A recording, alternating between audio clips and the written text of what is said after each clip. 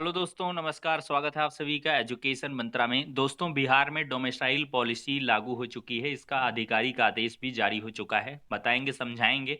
और school merger मामले में बड़ा खुलासा हो चुका है, इसके बारे में भी चर्चा होगी। एलटी ग्रेड शिक्षक भर्ती 2025 के बारे में महत्वपूर्ण सूचनाएं। तो दोस्तों, इन सारी अपडेट्स को डिस्कस करें इसके पहले एक छोटी सी इन्फॉर्मेशन। आज हम बात करने वाले हैं एलटी ग्रेड एग्जाम 2025 की बेस्ट बुक के बारे में, जो चच्चू पब्लिकेशन की है। अगर इस पुस्तक की खास बात करें तो इसमें सामान्य अध्ययन के 1800 से अधिक बहुविकल्पीय प्रश्न व्याख्या सहित प्रोवाइड किए गए हैं। दोस्तों, ये पुस्तक आपको ऑनलाइन और ऑफलाइन दोनों मोड में अवेलेबल कराई गई है। ऑनलाइन के लिए लिंक डिस्क्रिप्शन बॉक्स में है और ऑफलाइन के लिए किसी भी नज़दीकी बुक स्टॉल पर कांटेक्ट कर सकते हैं। दोस्तों, इसमें बहुत सारे फैक्चुअल पॉइंट्स भी आपके दिए गए हैं। हिस्ट्री हुआ, ज्योग्राफी हुआ, पॉलिटिकल साइंस हुआ, हर एक सेक्टर जो भी सामान्य अध्ययन के अंतर्गत आता है उसको इसमें कवर किया गया है। तो दोस्तों, देर किस बात की है, चच्चू पब्लिकेशन की इस बेस्ट बुक के साथ प्रिपरेशन करें और सफलता पाएं।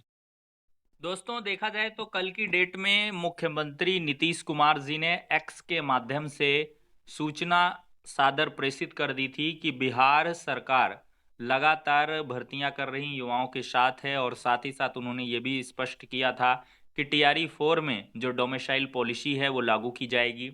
और 2026 में उन्होंने टीआरई 5 की बात की है। और टीआरई 5 के पहले उन्होंने एस्टेट के आयोजन के संबंध में भी सूचना दी थी।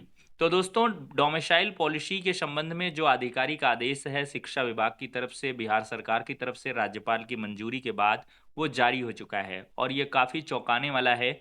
और डोमिसाइल पॉलिसी के चलते अब अन्य राज्य के अभ्यर्थियों को आवेदन का अवसर तो मिलेगा, लेकिन जो कंपटीशन है वो काफ़ी ज़्यादा हो जाएगा।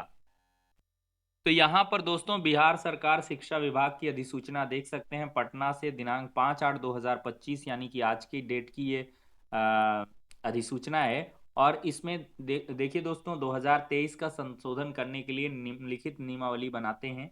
तो यहाँ पर देखिए, यह नियमावली बिहार राज्य विद्यालय अध्यापक नियुक्ति, स्थानांतरण, अनुशासनिक कार्रवाई एवं सेवा शर्त संशोधन नियमावली 2025 कही जाएगी। और इसका विस्तार संपूर्ण बिहार राज्य में होगा। यह राजपत्र में प्रकाशन की तिथि से प्रवृत्ति होगी। दोस्तों, दूसरा पॉइंट ये है कि बिहार राज्य विद्यालय अध्यापक नियुक्ति ये सब में उक्त नियमावली के नियम चौथे के बाद नियम 6(5) निम्नलिखित अंतः स्थापित किया जाता है। तो मेन पॉइंट ये पढ़िए 6(5) में क्या इंसर्ट किया गया है कि बिहार में विद्यालय अध्यापक के पद पर नियुक्ति हेतु कुल रिक्त पदों का 40% पद बिहार राज्य के अंदर अवस्थित शैक्षणिक संस्थानों से मैट्रिक अथवा इंटरमीडिएट उत्तीर्ण विद्यार्थियों द्वारा भरा जाएगा। मतलब अगर 100 वैकेंसी आती है तो 40 वैकेंसी बिहार राज्य के अभ्यर्थियों को ही मौका देगी। मतलब जो बिहार के शैक्षणिक संस्थानों से मैट्रिक किया होगा, हाई स्कूल या इंटरमीडिएट उत्तीर्ण होगा, उसी को इस भर्ती में 40% आरक्षण के तहत लिया जाएगा।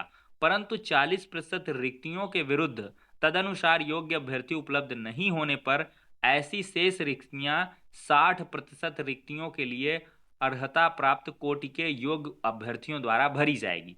मतलब ये है कि 40% वैकेंसी में अगर कुछ सीटें बच जाती हैं, बहुत सारी वैकेंसी कभी कभी ऐसा होता है खाली रह जाती हैं, तो उनको 60% जो अदर स्टेट के या जो भी योग्य अभ्यर्थी होंगे, वो किसी भी स्टेट के हों, सबको मौका देंगे। 60% में उनको अवसर दिया जाएगा। दोस्तों, ये समझिए कि इससे कंपटीशन काफ़ी बढ़ गया। अन्य राज्य के अभ्यर्थियों को यूआर के सीट में ही मौका मिलता है। और इसमें अभी 50% सीटें आरक्षित हो जाती हैं। फिर इसके बाद बिहार की महिलाओं के लिए स्पेशली 35% का रिजर्वेशन है। इन सभी चीज़ों को अगर लगा दिया जाए तो काट छांट के काफ़ी गहरा कंपटीशन होगा और बहुत कम सीटों में ही आपको फाइट करने का अवसर मिलेगा। तो सीटें कम होंगी, अभ्यर्थी ज़्यादा होंगी, कंपटीशन काफ़ी ज़्यादा बढ़ेगा। तो दोस्तों, अब जो टीआरई 4 और 5 के अंदर नौकरी लेना बिहार के अंदर काफ़ी टेढ़ी खीर रहने वाला है। हालांकि इन्होंने कोर्ट कचहरी का कोई मामला ना बने, इसके लिए इन्होंने 40% पर ही डोमिसाइल पॉलिसी को ऑक्युपाई किया है।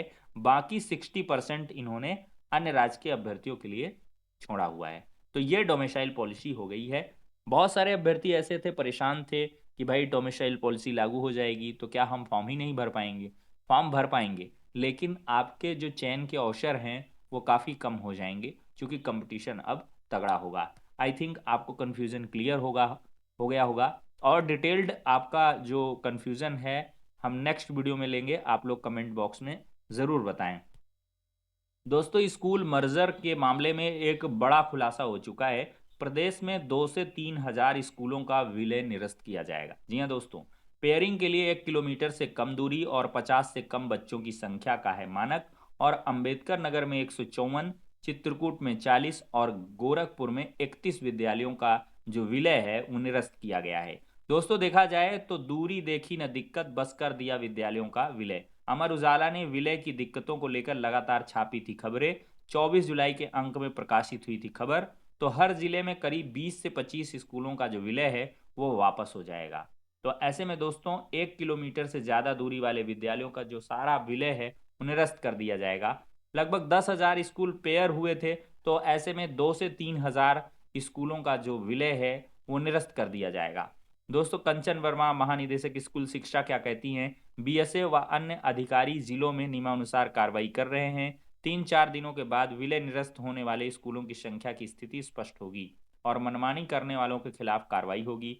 एक दिन पहले रविवार को मुख्यमंत्री योगी आदित्यनाथ ने मानक के अनुरूप ही स्कूलों की पेयरिंग करने और इसमें अनियमितता बरतने वाले अधिकारियों पर सख्त कार्रवाई के निर्देश दिए हैं। इसके बाद शिक्षा विभाग ने लापरवाही करने वाले अधिकारियों पर कार्रवाई की तैयारी शुरू कर दी है। इसके लिए सोमवार को निदेशालय स्तर पर समीक्षा की गई है और माना जा रहा है जल्द ही मामले में कार्रवाई भी की जाएगी। मतलब विलय अब बहुत ही बेहतर तरीके से होगा और 1 किलोमीटर परिधि के अंदर ही होगा और सारी परिस्थितियां भी देखी जाएंगी। अगर सारी परिस्थितियां अनुकूल हैं, सारे मानक के अनुकूल चीजें हैं, तभी विद्यालयों का विलय होगा, अन्यथा विलय को निरस्त किया जाएगा। तो दोस्तों, ये विलय मामला में एक बड़ा खुलासा हो चुका है कि अधिकारियों ने काफ़ी ज़्यादा लापरवाहियां की हैं और मानक के विपरीत उन्होंने जाकर के जो है क्या करें कि उन्होंने विलय किया है, जिससे सरकार की छवि भी काफ़ी यहाँ पर धूमिल हुई है और काफ़ी किरकिरी भी देखने के लिए मिली है। तो अब देखते हैं, 2 से 3 हजार स्कूलों का जो विलय है वो निरस्त कर दिया जाएगा और कंचन वर्मा जी कह ही रही हैं कि 3 से 4 दिनों के बाद जो विलय की स्थिति है निरस्त विद्यालयों की वो भी स्पष्ट हो जाएगी और संख्या भी यहाँ से पता चल जाएगी। दोस्तों, एलटी ग्रेड शिक्षक भर्ती की बड़ी अपडेट आ चुकी है। ओटीआर का रिकॉर्ड टूट गया है। भर्ती के लिए 21 दिन में 4 लाख पंजीकरण हुआ है। एलटी ग्रेड शिक्षक भर्ती के लिए बड़ी संख्या में अभ्यर्थी कर रहे हैं ओटीआर, यानी कि वन टाइम रजिस्ट्रेशन। और आयु सीमा में छूट के लिए मंत्री को सौंपा है ज्ञापन और ओएमआर आधारित मुख्य परीक्षा की जो मांग है वो की जा रही है। मतलब प्रारंभिक मुख्य परीक्षा हो, लेकिन जो मेंस एग्जाम हो लघु उत्तरी दीर्घ उत्तरी का ना हो और इसको जो है ऑब्जेक्टिव इन नेचर ही किया जाए। जीआईसी संघर्ष मोर्चा के सुनील कुमार का कहना है कि यदि शासन स्तर से शीघ्र निर्णय नहीं लिया गया तो अभ्यर्थी आंदोलन, ज्ञापन और धरने की ओर मजबूर होंगे और यह विरोध लोकतांत्रिक ढंग से शांतिपूर्ण तरीके से